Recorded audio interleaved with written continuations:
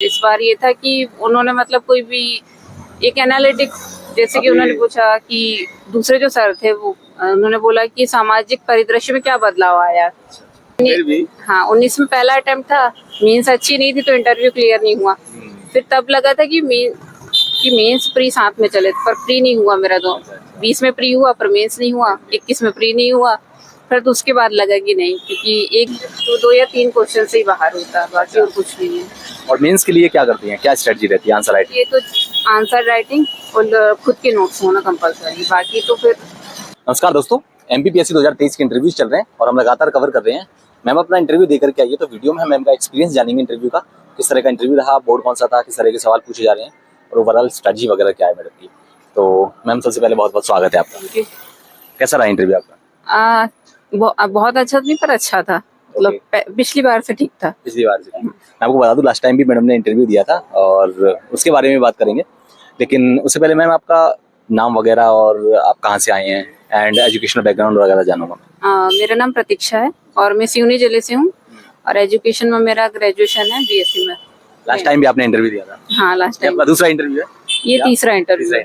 पिछली बार क्या रहा आपका? पिछली बार 2022 में सीटीआई मिला है, अब आगे देखते हैं इस बार क्या मिलता है। इस बार आप डीसी मिलेगा आपको उम्मीद करते हैं। ओके, तो मैम किस सवाल से शुरुआत हुई आपके इंटरव्यू की? चूंकि मैं सीटीआई पोस्ट पे हूँ, तो मैं जैसे ही एंटर करी तो मेहरा सर का क्वेश्चन था कि आप तो सीटीआई हैं, वाणिज्यिक कर विभाग में है, तो आपका तो में लिखा होगा आपने। हाँ, आपका एजुकेशन का तो कोई मतलब नहीं, बीएससी किए हो। तो सर बोले किसकी गलती? मैंने कहा सर गलती नहीं, चुनाव था मेरा।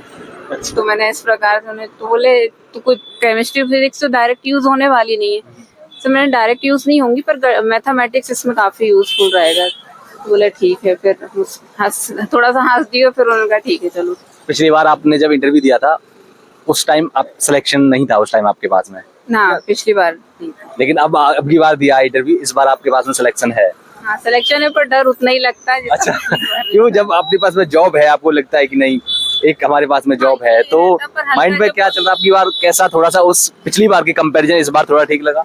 हाँ, इस बार फैक्चुअल क्वेश्चन कम थे, पिछली बार फैक्चुअल ज्यादा थे मेरे से। इस बार ये था कि उन्होंने मतलब कोई भी एक एनालिटिक, जैसे कि उन्होंने पूछा कि दूसरे जो सर थे वो उन्होंने बोला कि सामाजिक परिदृश्य में क्या बदलाव आया।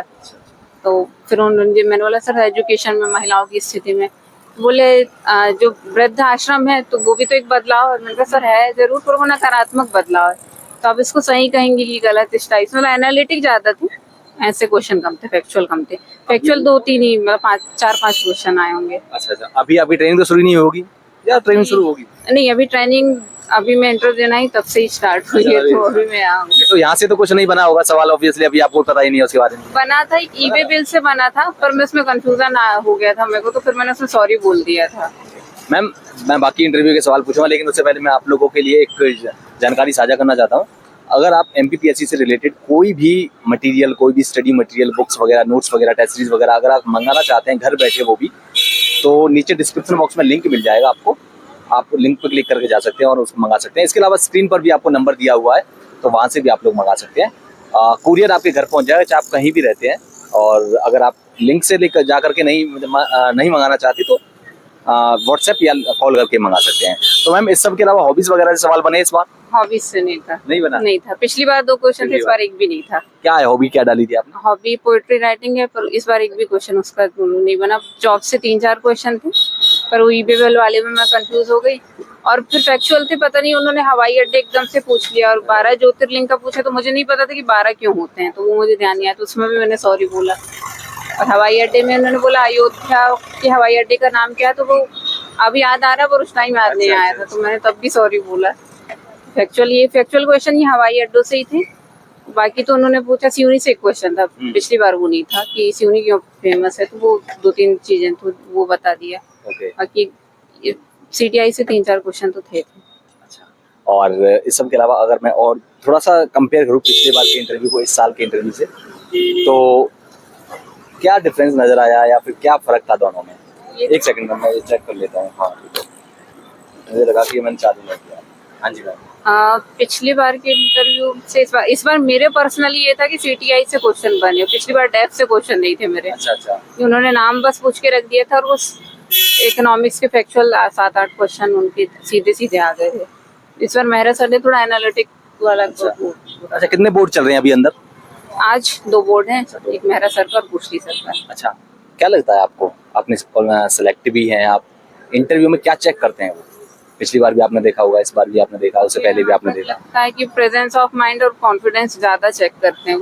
बाकी फैक्चुअल में उतना माइंड नहीं करेंगे। हाँ, बेसिक फैक्चुअल गलत हो वो माइंड हो सकता है, पर बाकी वो फैक्चुअल माइंड तो नहीं करते। अच्छा, अगर मान लो कोई सवाल नहीं आ रहा है तो कोई दिक्कत नहीं, सॉरी बोल दीजिए। सॉरी बोल, वो भी ये कि आराम से सॉरी बोलेंगे तो उनको कुछ वो दिक्कत नहीं है। अपन ये लगेगा कि हमें बन नहीं रहा है तो फिर मतलब फेस पे नहीं दिखना चाहिए। अच्छा वो अच्छा, चीज़। कि आप जबरदस्ती सवाल को बना रहे हैं, कोशिश कर हाँ, ये बन नहीं रहा है तो फिर जबरदस्ती हाँ भी बोल रहे हैं तो सीधे नहीं करने वाला ठीक है। Okay okay. थोड़ा सा वो मराठा एम्परर से शिवाजी का कुछ क्वेश्चन पूछा था तो मुझे एग्जैक्ट जानकारी नहीं थी, तो मैंने कहा सर इस बारे में, तो बोले इतना गौरवातीत है आपको पता नहीं है। मैंने कहा आपने जो पूछा वो जानकारी है, चलो ठीक है देख लेना। और क्या लगता है? केमिस्ट्री से एक क्वेश्चन था जी। कि कोवैलेंट बॉन्ड और ये जो ध्रुवीय सहसंयोजक बंध है तो आप डिपार्टमेंट में कैसे यूज करोगे, तो उसका आंसर वही एनालिटिक है। ये तो कि इंसान पर्सन टू पर्सन वेरी करेगा कि क्या बोलेगा उस बारे में। वो बस इतना ही था, ज्यादा कुछ नहीं था। अभी रिमाइंड भी नहीं हो रहे हैं कुछ हाँ, भी याद फैक्चुअल। नहीं आ हाँ, ओके मैम, स्ट्रैटेजी क्या थी आपकी? आप हर बार क्रैक कर रही हैं, इंटरव्यू भी दे रही हैं लगातार, 3 बार आपने दे रहा है। बीच में वो भी हुआ है। लेकिन फिर भी हाँ, 19 में पहला अटेम्प्ट था, मीन्स अच्छी नहीं थी तो इंटरव्यू क्लियर नहीं हुआ। फिर तब लगा था कि मेंस प्री साथ में चले, पर प्री नहीं हुआ मेरा। 20 में प्री हुआ पर मेंस नहीं हुआ, 21 में प्री नहीं हुआ। फिर तो उसके बाद लगा कि नहीं, क्योंकि एक बार के भरोसे नहीं, मतलब जितना मेंस प्री अपन अच्छे से देंगे उतना आगे। मतलब हर बार आपको पिछली बार से बेटर तैयारी करना पड़ेगा, चाहे आप इंटरव्यू बैठे हो चाहे। वो फर्क नहीं, क्योंकि प्री में भी इंसान बाहर हो सकता है, क्योंकि मैं खुद इस चीज से गुजरी हूँ तो पता है कि फिर वो 2 साल चले जाते हैं अपने पास से। बिल्कुल बिल्कुल। तो क्या स्ट्रेटजी रहती है आप स्ट्रेटजी प्रीलिम्स की स्ट्रेटजी क्या रहती है?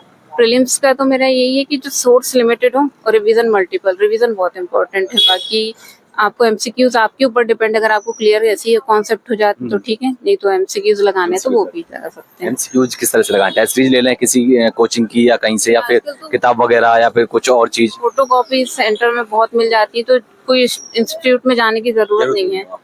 आप घर बैठे भी मंगा सकते हैं, नीचे डिस्क्रिप्शन बॉक्स में लिंक है, कॉल करके भी मंगा सकते हैं, नंबर स्क्रीन पर दिया हुआ है। अच्छा मैम, इस सब के अलावा और क्या लगता है, बच्चे प्रीलिम्स में ज्यादातर बच्चे बाहर हो जाते हैं, क्या वजह है इसके पीछे? थोड़ा सा एमपीपीएससी का ये कि फैक्चुअल है, तो फैक्चुअल याद करने में दिक्कत है। हाँ, 75 तक तो इंसान अप्रोक्स कर लेता है, पर उसके बाद थोड़ा दिक्कत बनती है कि वो 2-3 नंबर से जो अपने इजी क्वेश्चन गलत होते हैं उसी से बाहर होता है। वो जनरली मेरा एक्सपीरियंस जो रहा है कि वो 3 क्वेश्चन का जो रहता है कि वो भी इजी रहेंगे, बहुत कठिन नहीं रहते, पर वो जब माइंड प्रेजेंस ऑफ माइंड वो काम कर जाए वाली बात है, वहाँ गलत लग जाता है। अच्छा, वहाँ पर जब प्रेशर होता है एग्जाम हॉल में प्रीलिम्स के टाइम में, तो उस प्रेशर को कैसे हैंडल कर रहे हैं? क्योंकि मुझे लगता है हड़बड़ी में ही 1-2 सवाल गलत हुआ और उसी में बाहर हो जाएगा। हाँ, ये बस वो क्वेश्चन पेपर ध्यान से पढ़े, और ये जितना हो कि पहले जो इजी बन रहे हैं उनको पहले मतलब गोले काले कर ले, उसके बाद आगे के देखें। अच्छा। ये कर देते हैं कि जनरली कुछ लोग ऐसा करते हैं, अपना अपना होता है कि पहले वो पेपर में ही लगा लेते हैं उसके बाद करते हैं, पर उसमें 1-2 वो ऊपर नीचे होता है तो उसके कारण भी बाहर हो जाते हैं। ये मेरा पर्सनल, मतलब मुझे ऐसा लगता है एक बार हुआ है। और क्या गलतियां हुई हैं जिससे और जो बच्चे जो देख रहे हैं वो मिस्टेक्स को रिपीट ना कर पाए? ये है कि इजी क्वेश्चन बिल्कुल गलत नहीं होना चाहिए, क्योंकि टफ से बाहर नहीं होता। इजी जो है वो 2 या 3 क्वेश्चन, अगर कोई पढ़ने वाला है तो 2 या 3 क्वेश्चन से ही बाहर होता है, बाकी और कुछ नहीं है। और मेंस के लिए क्या करती हैं, क्या स्ट्रेटजी रहती है? Answer writing? ये तो आंसर राइटिंग और खुद के नोट्स होना कंपलसरी, बाकी तो फिर हो जाता है। नोट्स पर आने से पहले मैं थोड़ा सा आपकी आंसर राइटिंग की अप्रोच जानना चाहूंगा। क्या अप्रोच रहती है आपकी आंसर राइटिंग? मैं तो क्या घर पे ही लिखती थी, जैसे मतलब मॉडल आंसर ले आती थी और टेस्ट पेपर। अच्छा। तो जितना अपन न्यू डाटा अपडेट करेंगे उतना बेटर होता जाएगा आंसर, और आंसर को जितना मतलब वेरिएट कर सके कि हर इंसान सेम ना लिखे, मतलब अलग अप्रोच हो अपनी, तो ज्यादा बेहतर है, क्योंकि 1-1, 2-2 नंबर उसी से बढ़ेंगे। अच्छा। और नोट्स वगैरह कैसे बनाती थी? नोट्स कोई भी, जैसे इंस्टीट्यूट के, ऐसा नहीं कि किसी एक इंस्टीट्यूट के लेती थी मैं, 2 इंस्टीट्यूट के कंपाइल करके खुद की एक बना लेती थी। अच्छा, दोनों को देख करके उनमें से बढ़िया चीज निकाल करके, और जो आपने उसमें अच्छा वो निकाल के कर लेती थी। शॉर्ट नोट्स जिनको बोलते हैं। हाँ, पहले तो मैं पूरे खुद के ही बनाती हूँ, क्योंकि मेरे को खुद पिक्चर इमेज है मेरी, कि मेरे को देख के याद होता है। फिर उसके शॉर्ट नोट से लास्ट में एक रजिस्टर लेके हर सब्जेक्ट के 10 पेज के कि उतने में मेरे को लिखते हो जाए। अच्छा मैम, और इस सब के अलावा मैं थोड़ा सा और बात करूँ, क्या आपने आंसर में आप लोग जो फ्लो चार्ट्स वगैरह होते हैं, मैप्स वगैरह, डायग्राम्स वगैरह, ये सब डालती हैं? क्या नंबर मतलब फायदा मिलता है इन सब का? पर हर जगह नहीं, जहाँ जब मेरे को जरूरी लगता है कि ये आंसर बड़ा है, जैसे 11 मार्कर में तो जरूरी हो जाता है कि इसमें थोड़ा दिखना चाहिए अलग से। बाकी जो 7 मार्कर है इसमें कुछ कुछ जगह जरूरत पड़ती है, हर जगह तो नहीं। क्या फायदा मिलता है इससे? हाँ, क्योंकि उनको अच्छा फायदा मिलता है। उनको एकदम दिख जाता है कि क्या लिखा हुआ है, नहीं तो उन्हें दिखना ही पड़ता जाता। और अगर मान लो कोई सवाल ऐसा है जिसे हम फ्लो चार्ट्स के जरिए डिफाइन मतलब समझा सकते हैं, एग्जाम में को समझ में आना चाहिए, तो क्या ऐसा कर सकते हैं ताकि उससे टाइम भी जल्दी मतलब हो जाएगा, टाइम भी बचेगा और आप भी उसको डिपेंड करता है बट क्वेश्चन पे कि किस, हाँ ये पॉइंट वाइज तो जनरली लिखते ही हैं, पर डिपेंड करता है कि किस पे फ्लो चार्ट यूज करने हैं, कोई कारण हो, प्रभाव हो, तो नहीं तो फिर एग्जैक्टली। ओके मैम, मुझे एक दो सवाल और पूछूंगा, फिर आपका ज़्यादा टाइम नहीं लूँगा। जो बच्चे स्टार्ट कर रहे हैं तैयारी, स्टार्ट करना चाहते हैं ग्रेजुएशन के बाद या 12th के बाद, जहाँ से भी वो स्टार्ट करना चाहते हैं, कहाँ से स्टार्ट करें, शुरू कहाँ से करें? 3+ मेंस साथ लेके पढ़ना चाहिए और रिवीजन जितना हो सके, क्योंकि रिवीजन का बहुत इंपॉर्टेंस है। और मेंस में ये नहीं कह सकते कोई और कुछ भी हो, मेंस में जैसे 10 क्वेश्चन है, 5 आपके पढ़े हुए आएंगे, 5 ऐसा लगेगा कि आपने बहुत कम पढ़ा है, पर वही आंसर राइटिंग वही सिखाती है कि अटेम्प्ट कैसे करना है। होता है ये, मतलब हमारे साथ खुद हुआ है, तो लगता है। जी। लास्ट में क्या मैसेज रहेगा आपका स्टूडेंट्स के लिए, क्या कहना चाहेंगे उनको? बस कुछ नहीं, तैयारी करिए, 3 मेंस साथ में पढ़िए, बाकी ऐसा कोई अलग से हम नहीं रहते कि हो जाता है, वो सबका समय होता है कि एक घंटे हो जाएगा। Okay ma'am, thank you so much and all the best. आपने हमें टाइम दिया, आप ऑलरेडी CTI हैं, इस बार आपका फाइनल सिलेक्शन हो, DC बने आप, and thank you so much ma'am.